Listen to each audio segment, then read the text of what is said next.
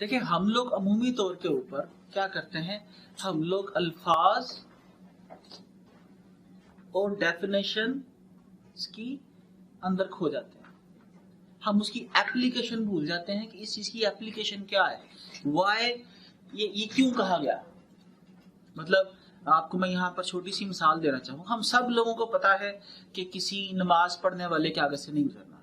तो मुझे रीजन बता सकता है क्यों? ताकि उसकी नमाज खराब ना हो। ठीक है, असल में ये किसी एक इंसान का एहतराम है, ये किसी एक इंसान की रिस्पेक्ट है कि जब वो अपने रब के साथ कनेक्टेड हो तो आप और हमको ये ख्याल रखना है कि हम लोग उसके आगे से ना गुजरे। वैसे भी किसी के आगे से गुजरना, आया शख्स बैठा हो खड़ा हो, उसके आगे से गुजरना अजीब लगता है। तो ये एक रिस्पेक्ट का लेवल है जो खास तौर पे जिसको मलहूज़े खातर रखने का बोला गया कि जब कोई शख्स नमाज पढ़ रहा हो। ठीक है, इसी तरीके से बहुत सारी यहाँ पर जो हम लोग गूगल फैक्टर्स हैं, आपने उसकी एप्लीकेशंस को अंडरस्टैंड करना है। और सिंडिकेशन जो है ना, सिंडिकेशन कंटेंट, आप मुझे ये बताएं कि कितने लोग जब भी कोई खबर बीबीसी के ऊपर छपती है तो वो खबर को अपने अखबार के अंदर एज ए रेफरेंस छाया करते हैं कि जी बीबीसी में ये छपा है इसलिए हम लोग ये बोल रहे हैं। That is an example of syndication, syndicated content. क्यों? क्योंकि बीबीसी को आप समझते हो अथॉरिटी। बेशुमार लोग अब विकिपीडिया को ऐसे क्या बोलते हैं, एज ए रेफरेंस कोट करते हैं। विकिपीडिया का कंटेंट कॉपी करके अपनी वेबसाइट पे अपने आर्टिकल के ऊपर क्या करते हैं, उसको डिस्प्ले करते हैं। इसका पर्पस क्या है? इसका पर्पस ये है कि आप विकिपीडिया को समझते हो एक अथॉरिटी, ठीक है, एक वेबसाइट अथॉरिटी, और उसके ऊपर जो लिखा है आप ये समझते हो कि वो वेरीफाइड डेटा है, इसलिए आप उसको अपने वेबसाइट के ऊपर एज ए रेफरेंस स्टोर करते हो। तो इस सारी चीज को आपको बताने का मकसद क्या है कि जब भी कोई प्रोजेक्ट आप लॉन्च करते हो, किसी भी प्रोडक्ट की मार्केटिंग करते हो, किसी भी सर्विसेज की मार्केटिंग करते हो, अगर आप वो प्रोडक्ट या सर्विसेज वो वैल्यूएबल है, वो किसी के फायदे के लिए है, एक तो लोग उसको शेयर करेंगे, राइट, दूसरा लोग उसको एज ए रेफरेंस यूज करेंगे। मसलन आप सर्जिकल के अंदर, फुटबॉल में, स्पोर्ट्स इंडस्ट्री में, डेंटल इंस्ट्रूमेंट्स के अंदर आप अथॉरिटी बन जाते हो। आप टेक्सटाइल के अंदर, कॉटन के अंदर अथॉरिटी बन जाते हो। तो जो भी आप अपनी वेबसाइट के ऊपर लिखेंगे लोग उसको एज ए रेफरेंस यूज करेंगे।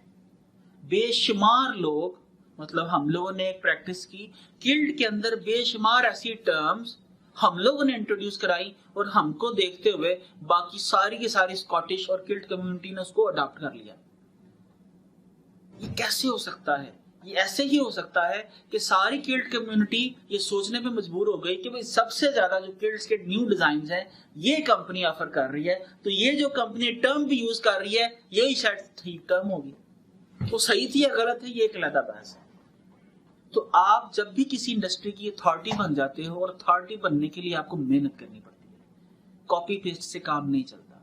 तो जब हम लोग क्या करते हैं, जब हम लोग कोई ओरिजिनल कंटेंट लिखते हैं, रिसर्च करते हैं, ठीक है, पब्लिश करना चाहते हैं अपनी वेबसाइट के ऊपर, तो उसके बाद फिर हम लोग उसको दूसरी वेबसाइट्स के ऊपर भी देते हैं एज ए रेफरेंस के तौर पर। जी आप ही कंटेंट ले ले, अपने ऑडियंस के लिए शेयर कर लें।